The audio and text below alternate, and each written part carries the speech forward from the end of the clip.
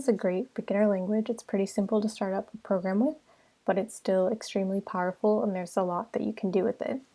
Fun fact, the name of this programming language comes from the popular comedy show Monty Python. Python is installed on Mac. Windows, you will have to download it. I'll put a link for that in the description. If you're not sure whether or not you have Python installed already, you can type python --version. It'll come here. I do have Python 2.7.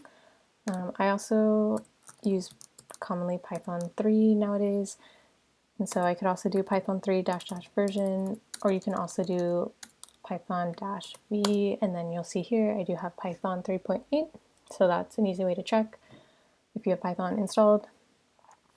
And if you do have Python installed, then you can run the interpreter. So I'm going to type Python 3. You can also just type Python if you want to use an older version before Python 3.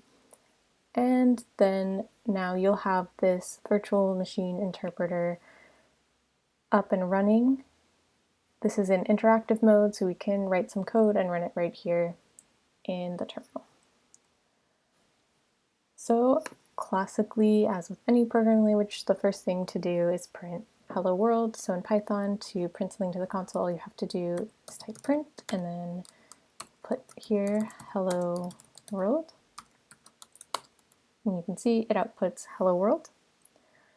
You could also set variables, so instead of doing this print hello world, we can make a variable called hw for hello world and assign it the value of hello world.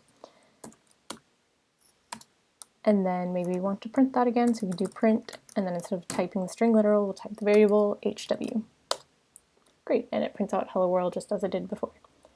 You can also perform some mathematical operations, so we can do 5 plus 1 in parentheses, and then multiply that by 7. It'll output the value there, 42.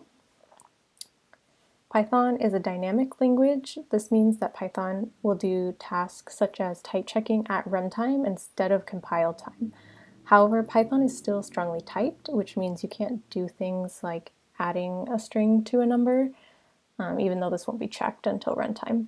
So for example, maybe we want to add the number 4 to a string literal foo. Python won't let us do this because it is strongly typed, so if we do hit return, see what happens here, we get a type error, unsupported operand plus for int and string. So can't do that. In order to exit the interpreter, you just have to type exit and then parentheses, and now you're out of the interpreter. So these are just some basics that I hope will help get you set up, and then you can look for more intro videos coming soon.